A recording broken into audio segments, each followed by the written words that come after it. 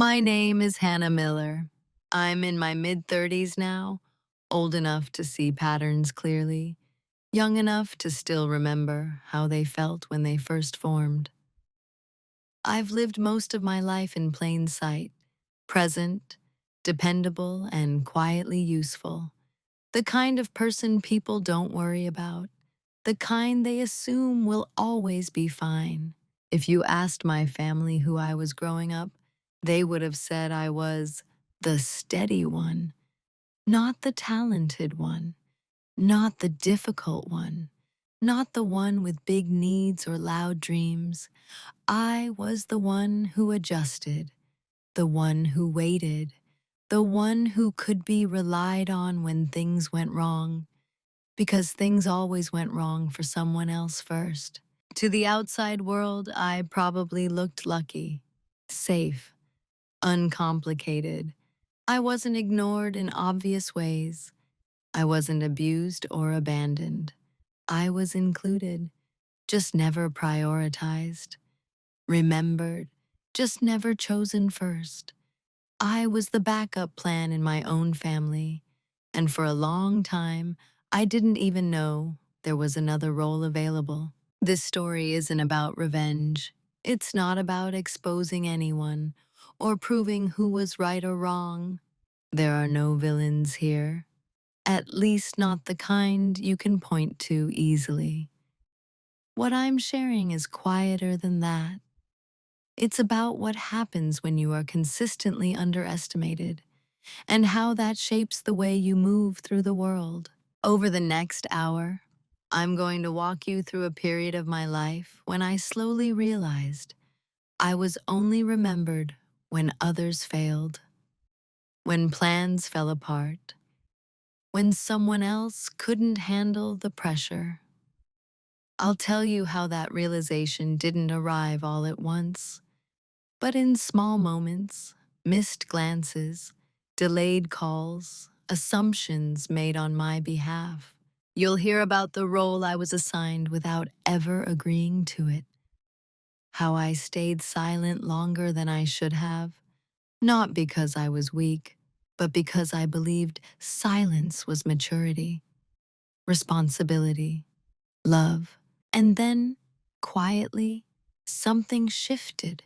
Not a confrontation, not a dramatic exit, just a change in how I listened, how I prepared, how I stopped explaining myself to people who weren't truly listening anyway. What follows is not a story of sudden success or poetic justice. There were no miracles, no lottery moments, no public apologies. What happened instead was subtler and irreversible, a psychological reversal that no one noticed until it was already complete. I'm telling this story honestly, without exaggeration, because I know how common this position is. Many of us grow up learning how to be useful before we learn how to be valued. We learn to be the safety net, the fallback, the reliable option when the preferred one disappears.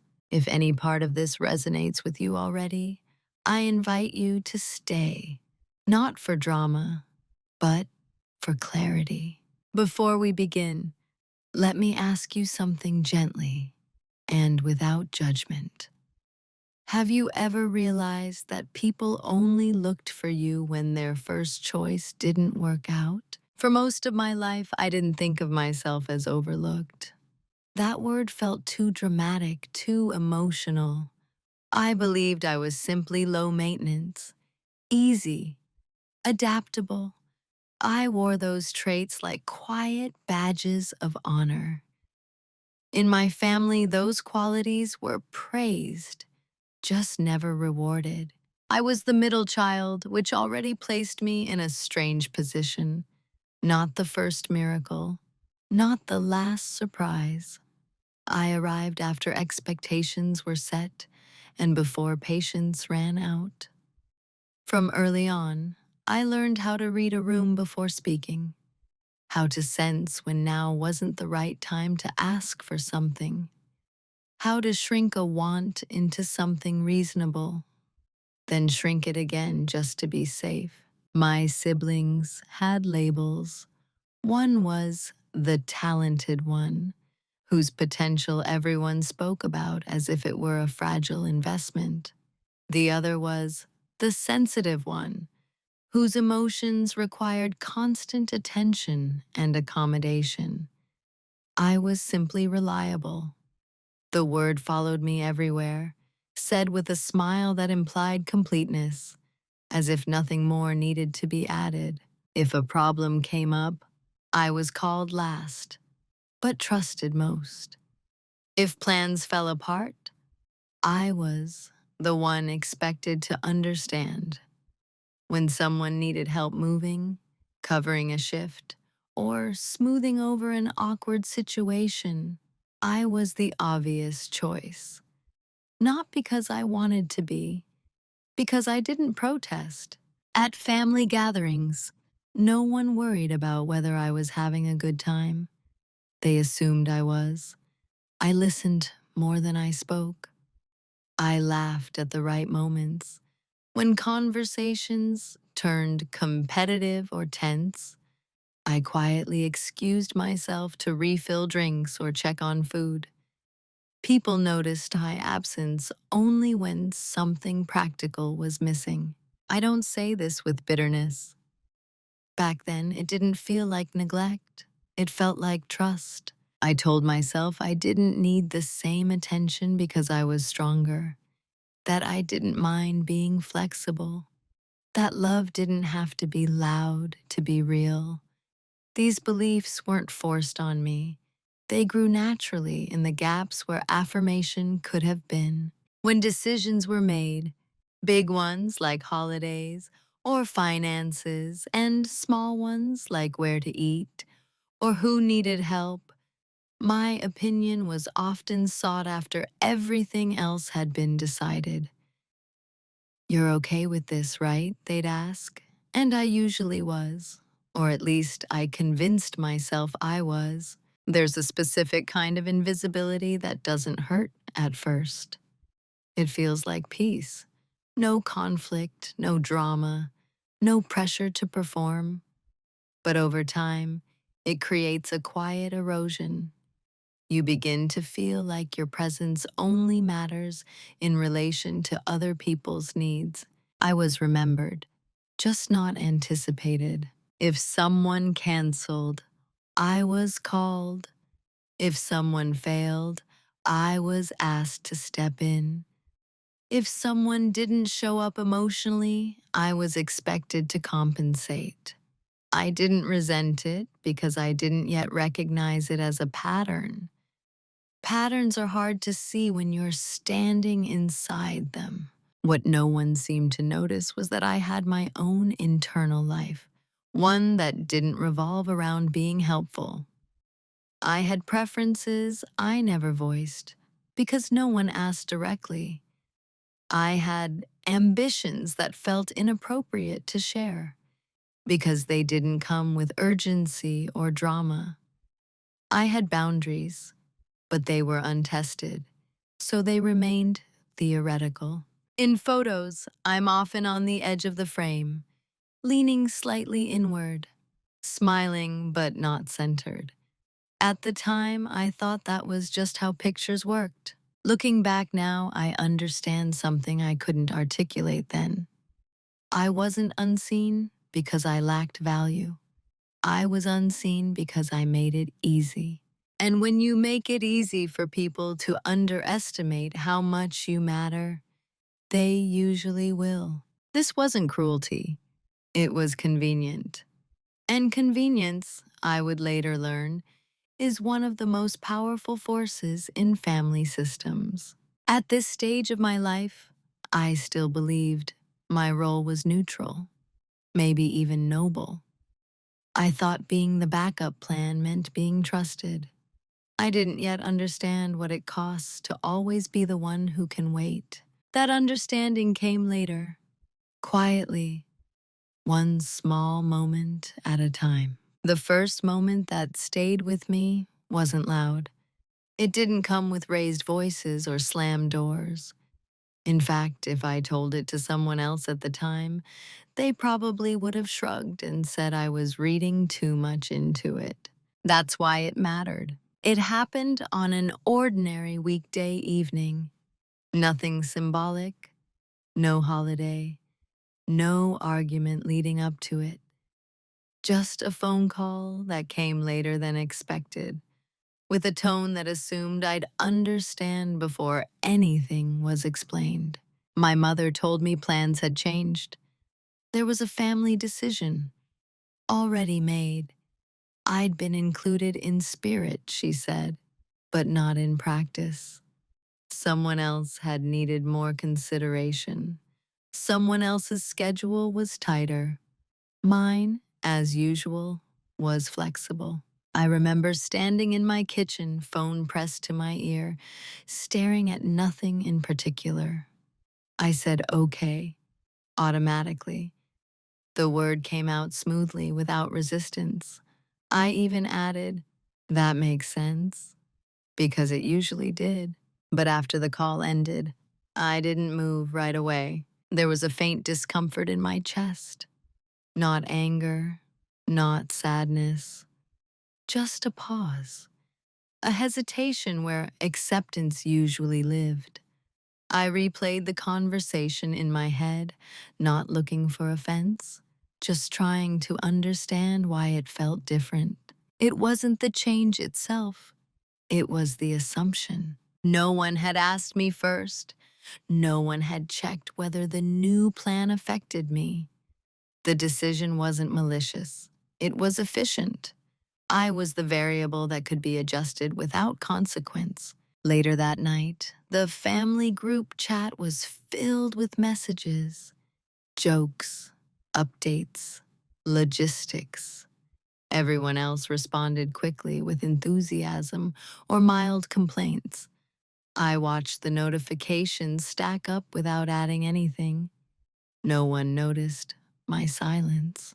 The next day, I mentioned the change casually to a friend at work. I framed it lightly, almost humorously.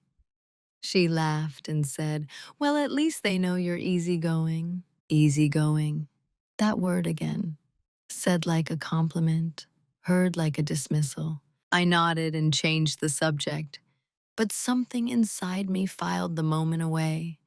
Not as evidence, not as a grievance, just as data.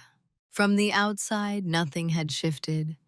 I still showed up, still helped, still responded quickly when needed. But internally, a small line had been crossed. For the first time, I noticed how often decisions were made around me instead of with me. And once you notice something like that, you start seeing it everywhere. I remembered other moments I'd dismissed, being informed instead of consulted, being thanked instead of being considered, being praised for understanding instead of being included. Each instance, on its own, was harmless.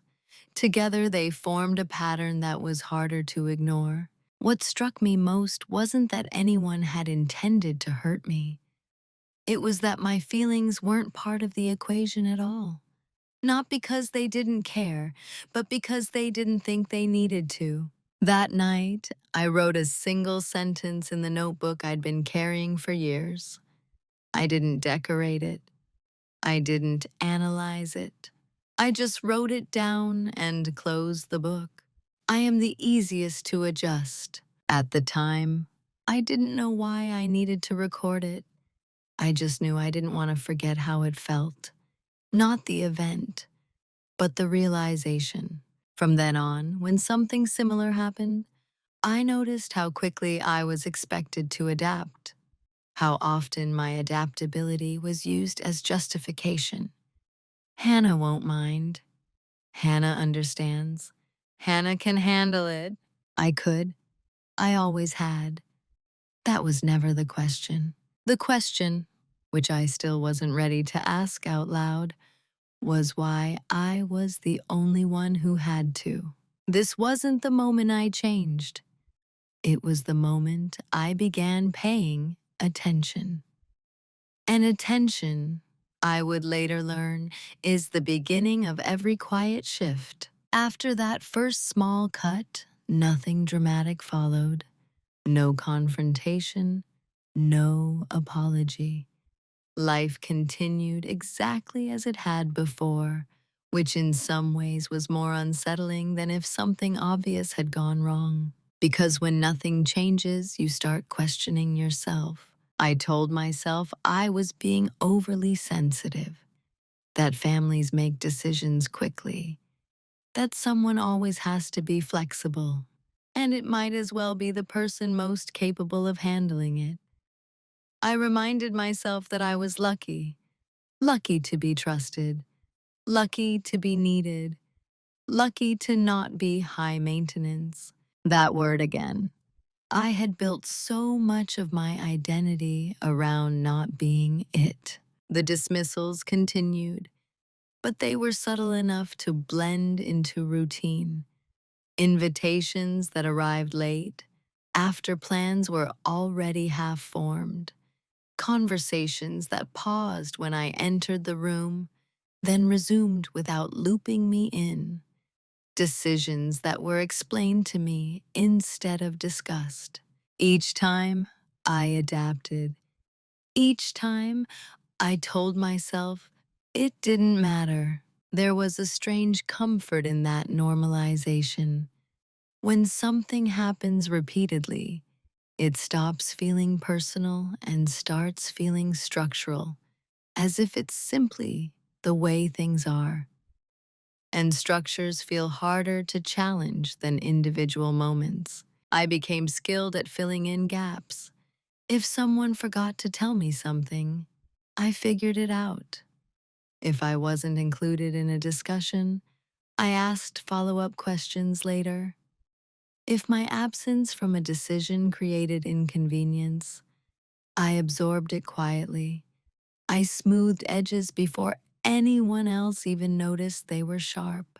In doing so, I unknowingly trained everyone around me. I trained them to expect my compliance, to rely on my silence as confirmation, to interpret my lack of protest as agreement.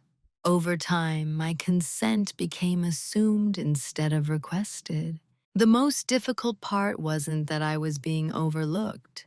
It was that I was participating in my own erasure, not intentionally, not consciously, but through repetition. There were moments when I considered speaking up, small openings in conversation where I could have said, "Actually, that doesn't work for me," or "I wish I'd been asked earlier." Each time, I stopped myself. I didn't want to seem dramatic. I didn't want to disrupt the flow. I didn't want to be perceived as difficult now, after years of being easy. So I swallowed the impulse and told myself I was choosing peace. But peace, I began to realize, can be a misleading word. Sometimes it means harmony. Other times, it means avoidance.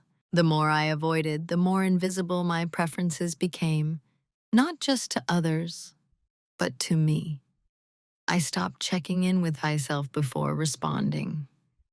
My default answer was, whatever works. I said it so often it began to feel true. At family events, I watched dynamics play out with new awareness. I saw how urgency was rewarded, how emotion created gravity, how the loudest need reshaped the room. I noticed how my calmness made me easy to sidestep. No one was trying to hurt me. That's what made it complicated. If there had been cruelty, I could have justified anger. If there had been neglect, I could have demanded attention. But there was only convenience and my willingness to accommodate it. Once, during a particularly busy period at work, I told my sister I couldn't help with something she'd assumed I would handle. It was the first time I'd said no without an apology attached. The silence on the other end of the line was brief, but telling. "Oh," she said, "I just thought you'd be free." Free, as if my time existed in a holding pattern, waiting to be claimed. I ended up helping anyway, just later than planned. I told myself it was because I wanted to, not because I felt pressured. The distinction was becoming harder to make. At night, I started writing more in my notebook. No complaints, observations.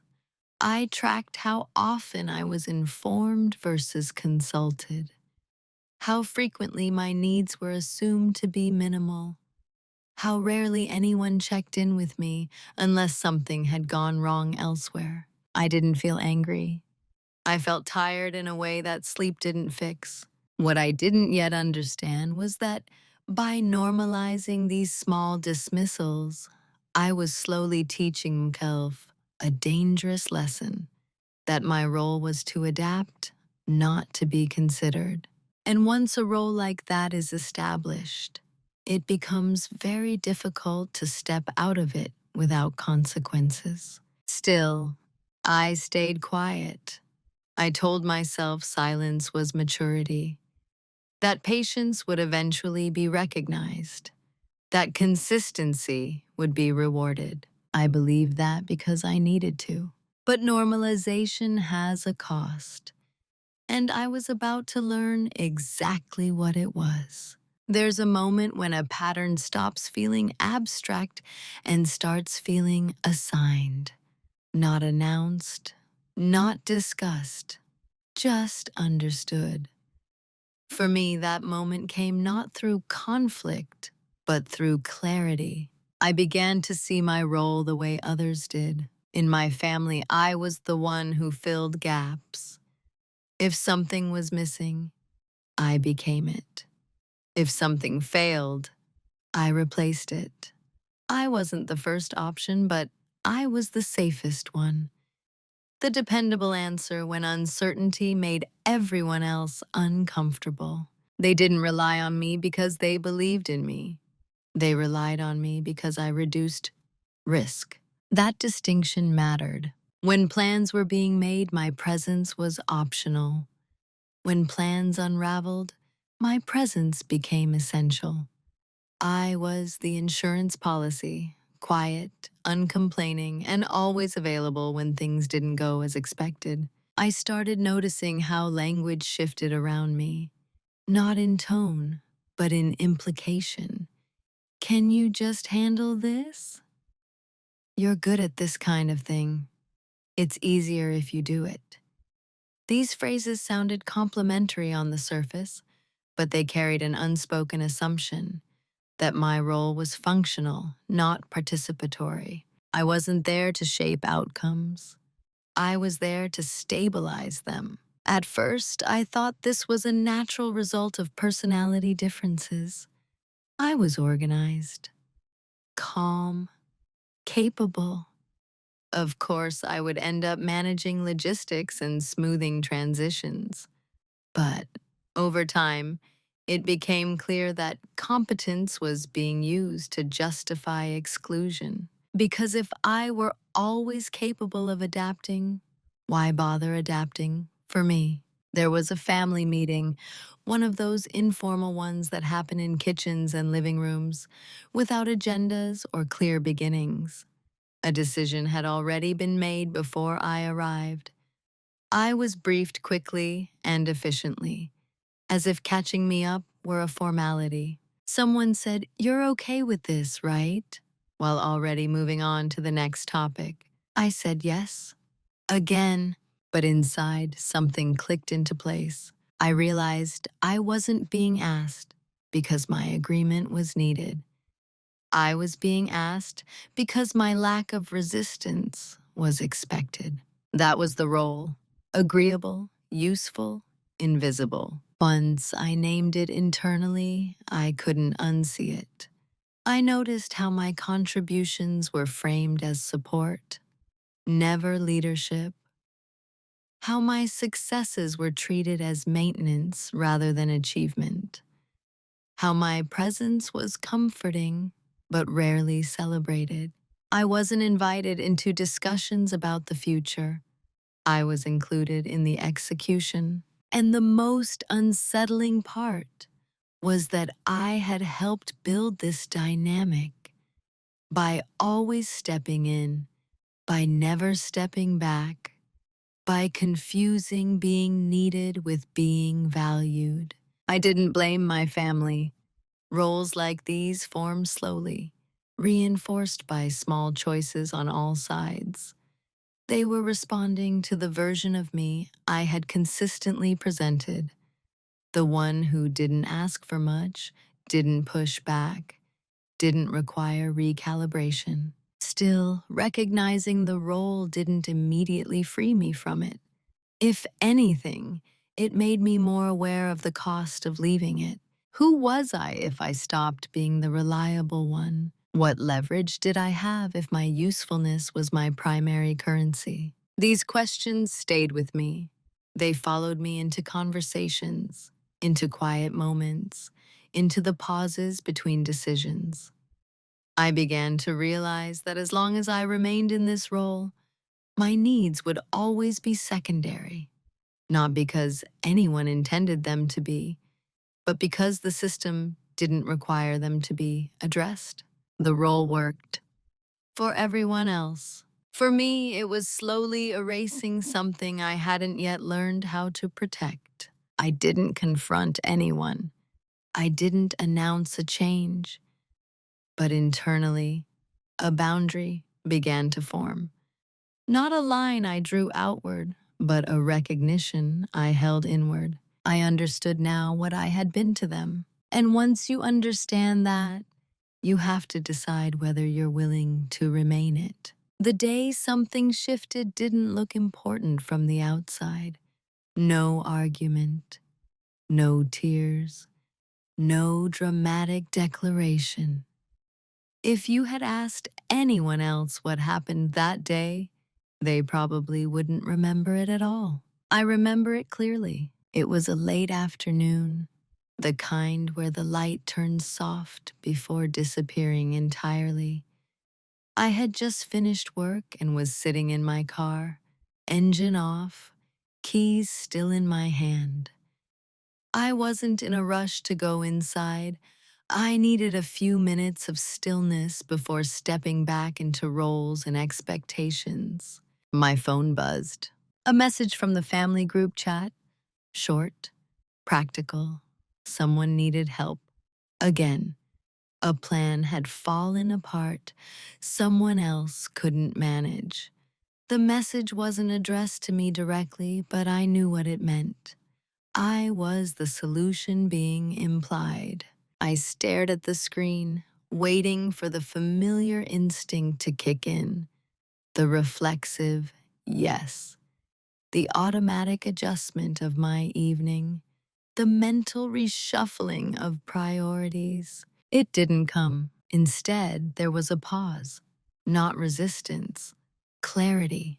For the first time, I noticed how tired I was of being predictable, how my availability had become a resource that others accessed without checking its cost, how my life existed in a constant state of readiness, just in case someone else needed it. I didn't feel angry. I felt awake. I imagined what would happen if I didn't respond right away. Not forever, just not immediately. The thought didn't feel rebellious. It felt reasonable. So I set the phone down. I went inside. I made dinner. I took a shower. I did ordinary things at an unhurried pace. The world didn't collapse. No emergencies followed. No one called to check if I was okay. Later that evening, I picked the phone back up. The situation had resolved itself. Someone else had stepped in. Plans had adjusted. Life had moved on without me. That realization landed quietly but firmly. They didn't need me. They were just used to me. That distinction changed everything. It wasn't painful. It was freeing.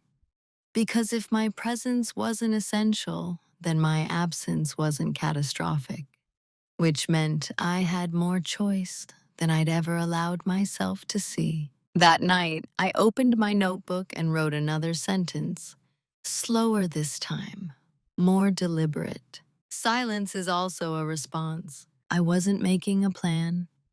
I wasn't setting boundaries yet. I was simply noticing my own agency for the first time in a long while. Over the next few weeks, I practiced small delays. I didn't announce them. I didn't justify them. I just stopped responding immediately. I let myself consider whether I wanted to be involved rather than assuming I would be. Nothing dramatic happened. No one accused me of changing. But something subtle shifted in how people spoke to me. Requests became slightly more specific.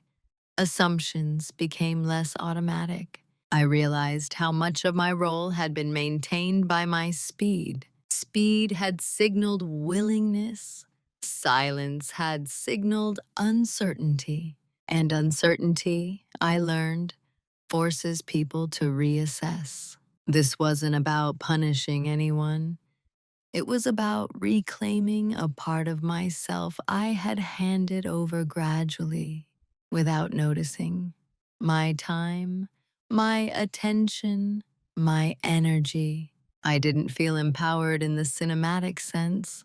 There was no rush of confidence, just a steady, grounded awareness that I didn't have to perform reliability to be worthy of consideration. The shift wasn't visible yet, but it was real. And once it happened, there was no going back. At first, my silence was tentative. I treated it like something fragile, something I might have to explain or defend. But as time passed, it stopped feeling like absence and started feeling like intention. I wasn't ignoring anyone. I was listening to myself. When messages came in, I read them carefully. I noticed the language, who was asking and who was assuming, what was being requested and what was being offloaded. I began to distinguish between genuine need and habitual convenience. And then I chose. Sometimes I responded, sometimes I didn't. Sometimes I said yes. Sometimes I said I'd think about it. Each response was slower, more deliberate. I let go of the need to be immediate, and in doing so, I reclaimed something I hadn't realized I'd lost: authorship over my own time. From the outside, it didn't look like growth. It looked like withdrawal. People filled in the gaps themselves. A few assumed I was busy. Others assumed I was tired. Some, I suspect, assumed I was being passive or disengaged. No one assumed I was being intentional. That was fine. Silence is often misread as weakness, as indecision, due to a lack of confidence. I knew that because I had once believed the same thing about myself. But silence, when chosen, is not empty. It's observant. I started noticing who followed up and who didn't, who respected delays and who grew impatient, who reframed requests as questions, and who doubled down with pressure. These patterns revealed more than any confrontation ever could. In conversations, I spoke less, but when I did, I was precise. I stopped cushioning statements with explanations. I didn't volunteer emotional labor unless it was asked for directly. I let pauses stretch. I allowed discomfort to exist without rushing to resolve it. The effect was subtle but unmistakable. People began to adjust. Not all of them. Some continued as before, pushing gently, assuming I'd fold. Others recalibrated, unsure of where I stood now that I wasn't signaling availability by default. There was a moment when my sister said, half joking, "You've been quiet lately." The comment was light, but it carried curiosity and something else, a faint uncertainty. I smiled and said, "I've been busy." It wasn't a lie. I was busy paying attention. Internally, I was preparing, not for revenge, for independence. I began reviewing old documents, financial arrangements, and shared responsibilities.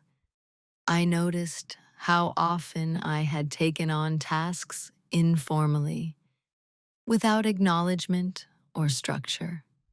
I started formalizing my own records, not because I planned to leave, but because I wanted to know where I stood. I read, I learned, I asked questions quietly outside the family system. I gathered information the way I had once gathered everyone else's needs. No one noticed. Why would they? I was still calm, still polite, still helpful, just less predictably so. There's a particular kind of power in being underestimated while becoming more capable. People don't brace themselves. They don't defend. They don't prepare. They assume the system will hold. And for a while, it did. My silence wasn't dramatic enough to provoke concern. It was just different enough to create ambiguity. And ambiguity, unlike conflict, doesn't trigger an immediate response. It creates space. In that space, I began to see clearly. I saw how my family functioned without me stepping in instantly. I saw who took initiative when I didn't. I saw what was truly essential and what had simply been convenient. Most importantly, I saw myself not as a role, but as a person with choices. I didn't announce a transformation. I didn't demand recognition. I didn't need to. The shift was already underway. And the more my silence was mistaken for weakness, the more freedom it gave me to move without interference. What they never noticed was how much I had always been watching. Long before I chose silence, I had been observant by nature. I remembered details. I tracked patterns. I noticed what made people anxious and what made them careless. But before, that awareness had been used in the service of harmony, anticipating needs, preventing problems, smoothing outcomes. Now I repurposed it. While everyone assumed nothing had changed, I began preparing in ways that didn't require permission or announcement, quietly, methodically, with the same reliability I'd always shown. Only this time, it was directed inward. I started by documenting everything, not out of paranoia, but out of clarity. Responsibilities I'd absorbed over the years without formal acknowledgement. Financial contributions that had never been written down because we're family. Agreements that existed only in memory, always flexible, always in everyone else's favor. I wasn't looking for leverage yet. I was looking for the truth. In the margins of my notebook, I created timelines. Who asked for what? When? How often? I noted patterns in emergencies. How frequently I was contacted last, and how often my response was treated as guaranteed. I began to see just how much invisible infrastructure I had been maintaining. And like all infrastructure, it was only noticed when it stopped working. I also began learning in ways that surprised even me. I read about boundaries, not the motivational kind, but the structural kind. How systems shift when one person changes their position. How roles collapse when they're no longer reinforced. I studied finances, not because I was reckless before, but because I'd been trusting. I wanted to understand exactly where my security began and ended, what was shared, what was assumed, what was never actually agreed upon. Each discovery brought a quiet sense of grounding, not fear, not anger, just orientation. I realized how often I'd taken on risk without authority, responsibility without recognition, obligation without protection. None of it malicious, just inherited through habit.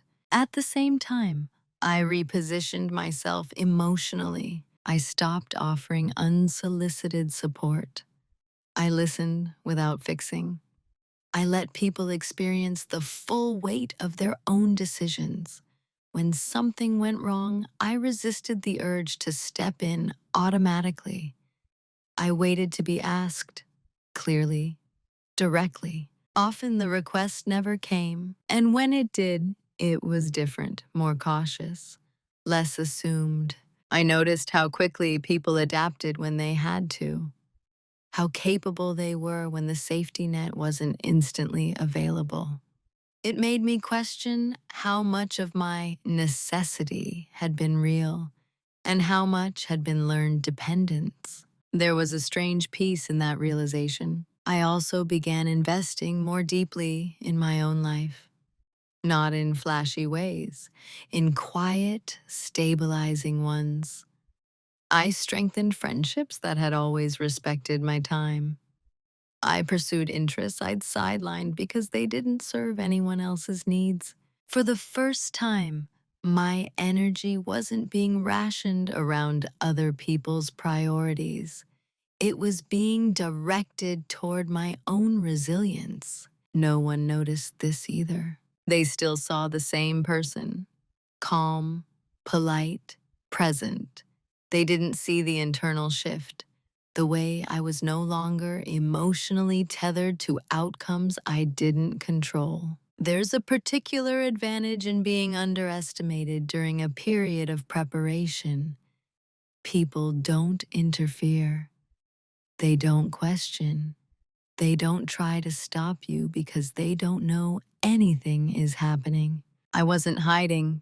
I just wasn't explaining. Every system has pressure points, not weaknesses, dependencies. Places where one person's quiet labor keeps everything balanced. I had been one of those pressure points for a long time. Now, I was learning what would happen if I stepped slightly to the side. The preparation wasn't dramatic. There were no secret meetings or sudden decisions, just consistent, intentional positioning, making sure I knew my options before I needed them, making sure my stability didn't rely on anyone else's approval. By the time they began to sense something had changed, it was already too late to intervene. Because preparation, when done quietly, doesn't announce itself, it simply waits. The reveal didn't come from a confrontation or a confession. No one handed me information. No secret was exposed in a dramatic way. It arrived slowly through accumulation, one fact aligning with another until a larger picture became impossible to ignore. What I discovered wasn't a weapon. It was leverage born of imbalance. As I reviewed years of arrangements, financial, logistical, emotional, I realized how much of the family's stability had quietly depended on me. not just in emergencies, but in everyday continuity. I had been the one filling gaps so consistently that the gaps themselves had disappeared from awareness. The leverage wasn't power over anyone, it was power away from the system. I saw how many things functioned because I was there to catch them. Accounts that stayed organized because I monitored them. Responsibilities that stayed invisible because I absorbed them. Conflicts that never escalated because I smoothed them before they reached the surface. None of this had been assigned. It had simply accumulated around my willingness. The clarity came one evening as I sat at my desk, papers spread out, notebook open. I wasn't searching for anything specific anymore. I was just reviewing what I now understood. If I stepped back, not dramatically, not angrily, but completely, things would not collapse. But they would strain. Timelines would stretch. Decisions would slow. People would notice the weight they had never carried themselves, and they wouldn't know why. That was the moment I understood the difference between being appreciated and being relied upon. Appreciation can be replaced. Reliance creates consequences. I didn't feel triumphant. I felt sober. Because leverage, once recognized, comes with responsibility.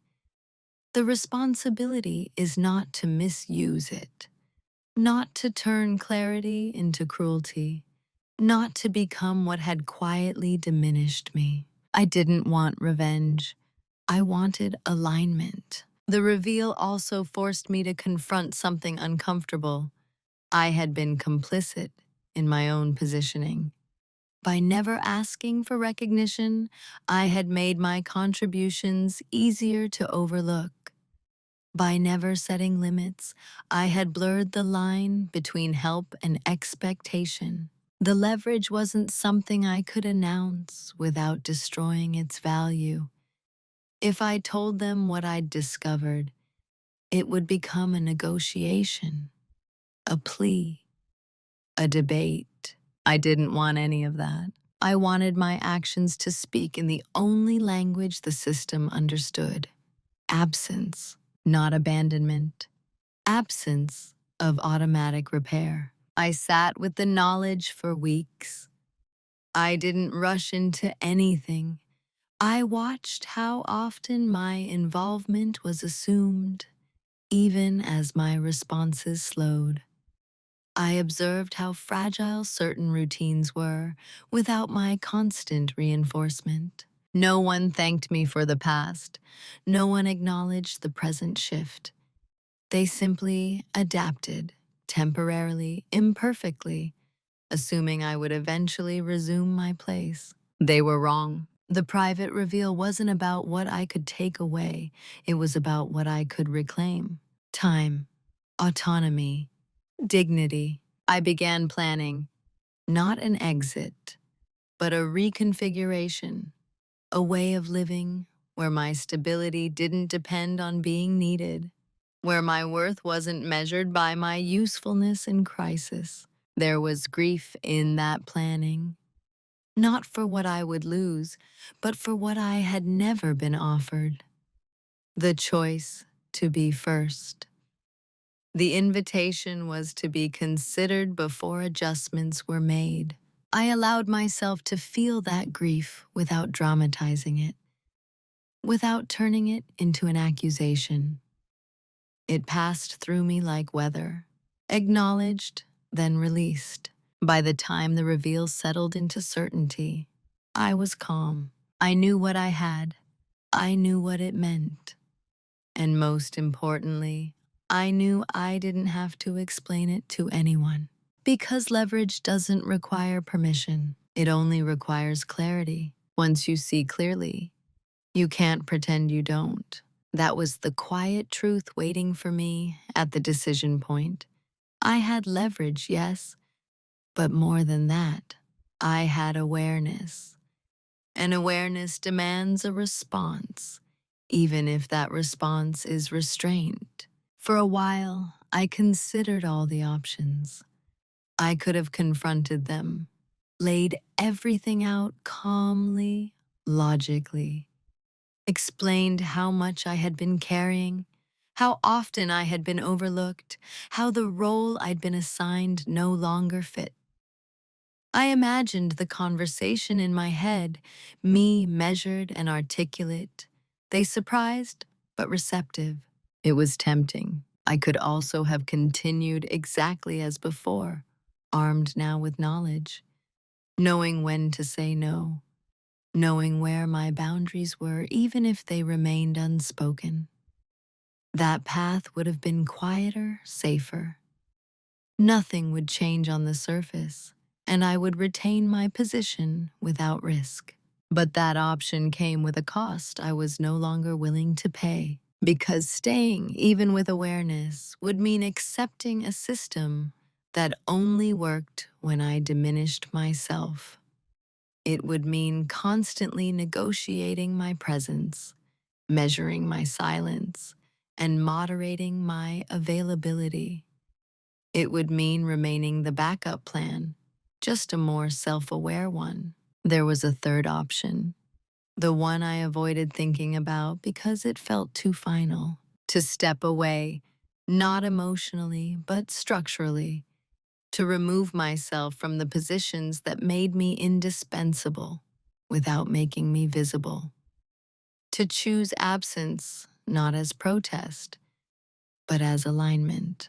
This option was irreversible. Once taken, there would be no easy return to how things had been. No sliding back into the familiar role. No unspoken expectation that I would step in if things went wrong. I sat with that reality longer than with any other. Irreversibility has a weight to it. It forces you to ask whether you're ready to be misunderstood, whether you can tolerate silence where reassurance once lived, whether you're willing to be remembered differently or not at all. What finally decided it for me wasn't anger. It was fatigue. I was tired of being the contingency, tired of being calm so others could stay reactive, tired of being valued for what I prevented rather than who I was. I realized that if I didn't choose differently, I would spend the rest of my life making myself smaller to keep systems comfortable. So I chose the irreversible option. Not abruptly, not dramatically. I didn't announce anything. I simply began withdrawing from the structures that depended on my unpaid, unacknowledged labor. I handed off responsibilities methodically. I formalized what could be formalized. I stepped back where stepping back was long overdue. Each action on its own was reasonable. Together, they marked a departure. I didn't ask for approval. I didn't seek validation.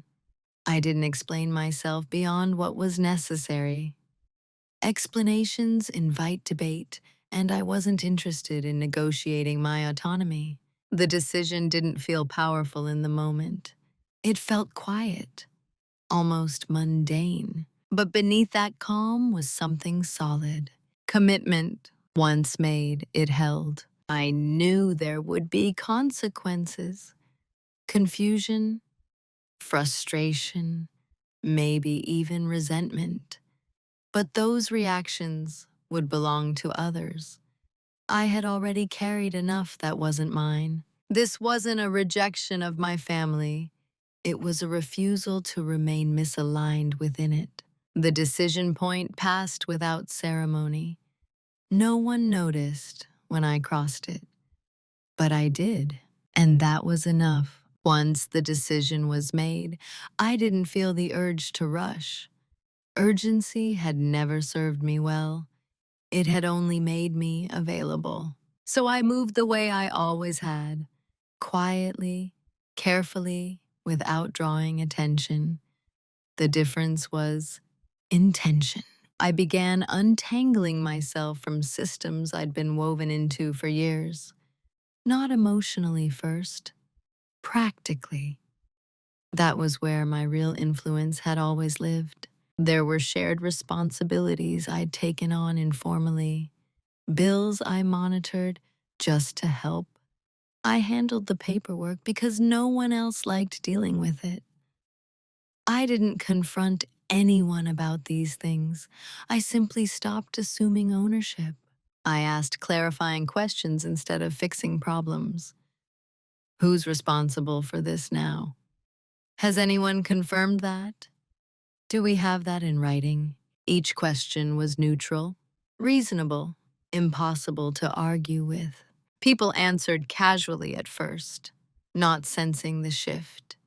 They filled in details without realizing they were stepping into spaces I'd once occupied by default. I watched carefully, not to judge, but to ensure the transfer was complete. Financially, I became precise. I separated what was shared from what was assumed. I documented contributions that had once been blurred by trust. I ensured my own accounts, savings, and obligations were fully independent. Clean lines, no ambiguity. This wasn't about distrust. It was about visibility. When everything is clear, nothing can be quietly taken for granted. I consulted professionals discreetly, asked questions I'd never thought to ask before, learned what I was entitled to, what I wasn't, and where my responsibilities truly ended. Each answer tightened the foundation beneath me. No one noticed because nothing appeared wrong. From the outside, I was still present, still polite, still calm. I attended family events. I responded when spoken to. I didn't withdraw emotionally. I withdrew structurally. That distinction mattered. Emotion draws attention. Structure doesn't. I also began saying no in ways that sounded like yes. Yes, I can help, after you've checked with everyone else. Yes, once there's a clear plan. Yes, if it's scheduled in advance. These conditions weren't new. They had always existed. I'd just never enforced them. Now I let them stand. Some requests dissolved on their own when they required effort from someone else. Others were redirected. A few lingered awkwardly, waiting for the old me to step in and smooth things out. I didn't. At work, the same pattern applied. I stopped volunteering for invisible labor. I documented my contributions. I clarified roles. The result wasn't conflict, it was recognition. Not praise, but acknowledgement. That was enough. The most interesting part of moving in silence is watching how people behave when they sense change but can't locate it. There was a slight increase in checking in, a few vague comments about how I'd been less available lately. Nothing accusatory, just observational. I nodded. I smiled. I let the comments pass because availability had never been my obligation. Internally, I felt steadier than I ever had, not empowered in a dramatic way, anchored. My time belonged to me. My energy was no longer pre-spent on emergencies that weren't truly mine. And still, no one sounded an alarm. Systems don't panic until strain becomes visible. And I was careful not to create visible strain, only sustainable boundaries. By the time anyone realized something essential had changed, the change was already integrated into my life. It didn't require maintenance. It didn't depend on mood or resolve. It simply was. Silence had carried me this far, and it was about to reveal its final effect. The consequences didn't arrive in a single moment. They unfolded gradually, like a system losing pressure, one quiet leak at a time. At first, it showed up as confusion. Someone forgot something that had never been forgotten before. A task went unfinished. A detail slipped through the cracks. Nothing catastrophic, just enough to cause mild inconvenience. The kind that usually never surfaced because I had always absorbed it before it became visible. People reacted with surprise, not blame. Huh, that's strange. I thought this was already handled. Didn't Hannah usually take care of this? The way my name entered those conversations was telling, not with accusation, with an assumption. They still believed I was part of the machinery. They just couldn't figure out why the machine wasn't running as smoothly. I watched from a distance, not physically absent, but functionally removed. I didn't correct misunderstandings unless asked directly. I didn't step in to repair delays that weren't assigned to me. I let natural consequences take their place. What followed wasn't anger, it was disorientation. People began double checking things they'd never had to before. Conversations stretched longer. Decisions slowed. Small tensions surfaced where ease had once existed. No one knew exactly what had changed, only that something felt heavier. That's the strange thing about invisible labor. When it disappears, what's left isn't a clear absence, it's friction. I noticed subtle shifts in tone. Requests became more tentative, messages more detailed. There was an increase in just checking and making sure language. The system was recalibrating without understanding why. Still, no one asked me outright. They asked around me. They asked each other. They retraced steps. They tried to recreate routines that had once run smoothly without effort. And in doing so, they began to feel the weight I had been carrying quietly for years. There was a moment that stayed with me. A family member sighed, clearly frustrated, and said, "This all feels more complicated than it used to." I nodded sympathetically. It was more complicated. It always had been.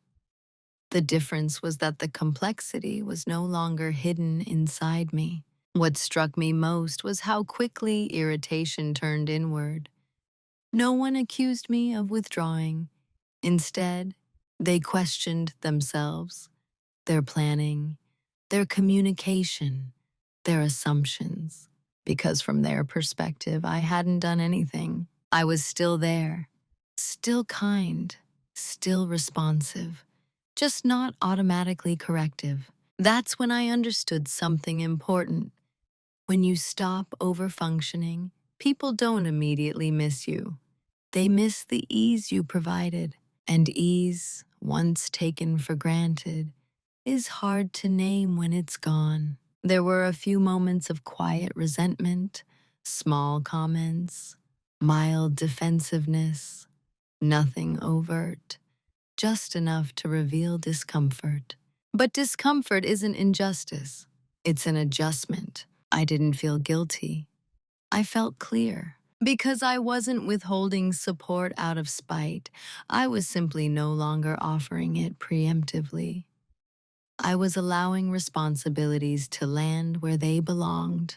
The consequences continued to accumulate, not dramatically, just consistently. And with each small disruption, the old narrative that I was merely easygoing, flexible, naturally supportive began to crack. They were beginning to feel the difference between presence and contribution. Still, no one confronted me. Not yet. The shift from confusion to panic was subtle, but unmistakable. At first, they believed the discomfort was temporary. A bad week, a miscommunication. Someone is dropping the ball. These things happen after all. Systems wobble sometimes before righting themselves. But this wobble didn't correct. Instead, the same problems kept reappearing in different forms. Tasks were missed, deadlines slipped, small conflicts escalated because there was no one quietly absorbing the tension before it surfaced. What used to feel seamless now required effort, coordination, and, most unsettling of all, accountability. That's when the questions began, not directly to me at first. Around me. Did we change how we do this? Wasn't there a system for this before? Why does this feel harder than it used to? I heard my name mentioned more frequently, often followed by pauses. Not accusations, hesitations, as if they were circling a realization they weren't quite ready to articulate. Eventually, someone asked me outright, "Hey, have you been handling this lately, or am I misremembering?" The question was gentle, almost casual, but it carried something beneath it, a hope that I would say yes, that the old order could be restored without effort or acknowledgement. I answered calmly, "No, that hasn't been my responsibility for a while." The silence that followed was brief but dense. "Oh," they said, "I didn't realize." That phrase appeared again and again in different conversations. "I didn't realize you were doing all that. I didn't realize you'd stepped back. I didn't realize how much you handled." Realization came late, and late realizations rarely feel like relief. They feel like loss. There was a period where people tried to patch things together, to recreate old routines without fully understanding them, to redistribute responsibilities without truly owning them. It created tension, frustration, occasional sharpness that had never been directed at me before, but wasn't quite directed at anyone else either. They were looking for the missing piece. By then, it was too late to put me back where I'd been, because the role no longer existed. I hadn't just stepped out of it, I'd dissolved it, carefully, completely, without ceremony. There were attempts to negotiate, not formal ones, emotional ones. Comments like, "We've always relied on you," delivered with a nostalgic tone, or "You're just better at this stuff," said as if talent were an obligation, or "Things were easier when you handled it," framed as an observation rather than a request. I listened. I nodded. I didn't argue, because explaining would have invited debate, and debate would have implied reversibility. What they were really feeling wasn't anger, it was regret. The slow understanding that something valuable had been taken for granted until it was no longer available. And regret, unlike frustration, doesn't motivate change quickly. It lingers, it circles, it looks backward instead of forward. Some of them tried to compensate with appreciation, thanking me for things long past, acknowledging contributions that were no longer being made. I accepted the words graciously, but they landed differently than they once would have. Gratitude after the fact doesn't restore trust. It only confirms its absence. I could see the realization forming that I hadn't left emotionally, but I had become unreachable in the way that mattered most. Not distant, independent. They couldn't ask me to return to the role without admitting how much it had cost me. And that admission required a level of self-reflection they weren't prepared for. So the system adjusted without me, clumsily, imperfectly, permanently. And I stayed where I was, calm, present, no longer positioned to catch what fell. because some fixes only exist before clarity arrives. After that, all you can do is adapt. An adaptation, I had learned, belongs to everyone, not just the most reliable one. The confrontation, when it finally happened, didn't feel like a confrontation at all. There was no raised voice, no listing of grievances, no moment where years of restraint spilled over into something unrecognizable. It was quiet, almost restrained, like a conversation that had waited so long it no longer needed intensity to be heard. It happened in a familiar setting, a place where countless other conversations had taken place without consequence. Someone asked if we could talk. The tone was careful, as if they already sensed the ground had shifted. We sat across from each other. I noticed how different the energy felt now that I wasn't bracing myself to explain, defend, or smooth anything over. They spoke first, not with accusation, but with confusion. They said they felt something had changed, that I seemed more distant, less involved. They asked if they had done something wrong. I listened without interrupting, without preparing a response in my head. When they finished, there was a pause, longer than the ones I used to rush through. Then I spoke. I didn't recount history. I didn't catalog moments of dismissal. I didn't explain how long I'd felt invisible. None of that would have helped. It would have turned the conversation into a courtroom. And I wasn't there to argue a case. I said something simpler. I realized I was taking responsibility for things that weren't actually mine. And I stopped. That was it. They looked surprised, not offended, but unsettled, as if they'd expected something more emotional, something they could respond to with reassurance or apology.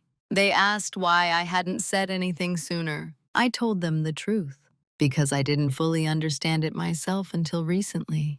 That answer seemed to land harder than any accusation would have. There was another pause. Then they said they hadn't meant for me to feel that way, that they appreciated me, that they'd always trusted me. I nodded. I didn't disagree. I know, I said, and I believe you. What I didn't say but didn't need to was that trust without consideration isn't the same as respect. They asked if I was upset, if I wanted things to go back to how they were. That was the moment where the old version of me might have softened, might have reassured, might have minimized. Instead, I stayed steady. I'm not upset, I said. And no, I don't want things to go back. Not said harshly, not said defensively, just stated.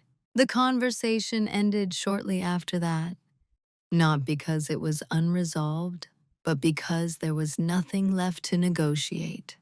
I wasn't asking for change. I had already made it. As I left, I felt something unfamiliar. Not relief, not triumph. Finality. The confrontation hadn't been about being understood. It had been about being clear. And clarity, once expressed, doesn't require agreement. I didn't walk away feeling lighter because I'd spoken my truth. I walked away feeling grounded because I hadn't abandoned it to keep the peace.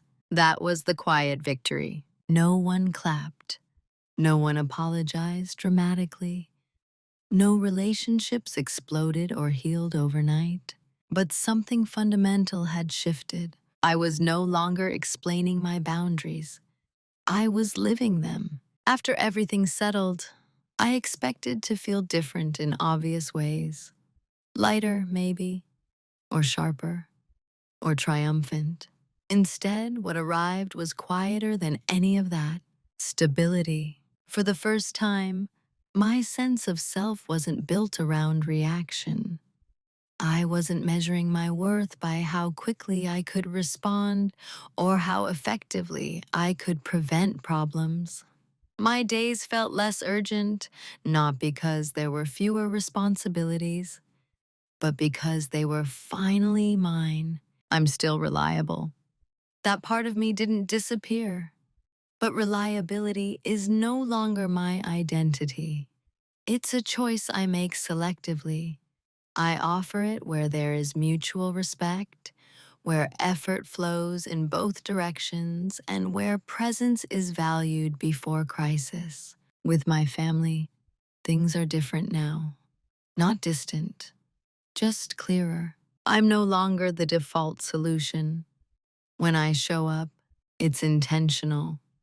When I help, it's requested, acknowledged, and bound. There's less ease, but more honesty. Less assumption, more communication. Some people adjusted quickly, others more slowly. A few never fully did. I learned to accept that without taking it personally, because identity shifts often feel like a loss to those who benefited from the old version. I don't carry resentment. That surprised me. I thought there might be anger waiting on the other side of clarity, but there wasn't. Just understanding. Understanding that no one wakes up intending to overlook someone they love. Roles form through repetition, through convenience, through silence. I had been silent for a long time. What changed wasn't my family.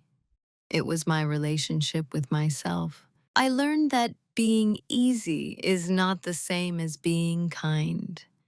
That adaptability, when unbounded, becomes erasure. That love doesn't require self-disappearance to be real. I also learned something humbling. I had been afraid of my own weight, afraid that if I took up space, something would break. But nothing did. The world expanded just enough to hold me. Now, when I'm quiet, it's not because I'm withholding. It's because I'm listening. When I speak, it's not to smooth tension. It's to be accurate. When I step in, it's because I choose to, not because I'm expected to. I keep the notebook still, not because I need it as armor, but because it reminds me who I was when I didn't know I had options. It grounds me. If I'm remembered now, it's not only when others fail. Sometimes I'm remembered because I matter. And when I'm not, I don't interpret it as absence. I interpret it as freedom. The quiet dominance people talk about isn't about control. It's about authorship, about deciding where your energy goes without needing permission or applause. That's who I am now, not the backup plan, not the safety net, not the one who can always wait. Just a person who knows her place and chose it herself. For a long time, I believed being chosen meant being needed, that if people relied on me, it was proof of love. I mistook usefulness for belonging and silence for maturity. It took years to understand how quietly those beliefs had shaped my life. The truth is simpler and harder. Being needed is not the same as being valued. Being reliable is not the same as being respected. And being remembered only when others fail is not a role you're required to accept. This story doesn't end with anyone losing everything. No bridges were burned. No dramatic exits were staged. What ended was an arrangement that no longer honored who I had become. Quiet dominance isn't about winning. It's about refusing to lose yourself slowly. If there's a moral here, it's this. When you make yourself endlessly adjustable, people will stop adjusting for you. Not out of cruelty, but out of habit. The most dangerous roles aren't the ones assigned loudly. They're the ones we slip into because they feel safe, familiar, and unchallenging. Roles that reward silence and punish presence. Roles that praise you for being easy while slowly teaching you to disappear. Change doesn't always require confrontation. Sometimes it requires consistency. Sometimes it requires letting the system feel what you've been carrying alone. And sometimes the most powerful thing you can do is stop explaining. If you're listening to this and recognizing yourself in any part of it, know this: awareness is already movement. You don't have to act immediately. You don't have to burn anything down. You only have to notice where you've been overfunctioning and ask whether it still serves you. You are allowed to be more than the backup plan. You are allowed to be considered before things fall apart. You are allowed to let silence work on your behalf. I didn't reclaim my life by becoming louder or harsher. I reclaimed it by becoming deliberate. And that choice, quiet, steady, irreversible, changed everything.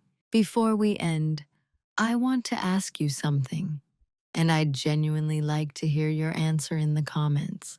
Have you ever realized you were only valued when things went wrong? And what did you do once you noticed? Thank you for listening.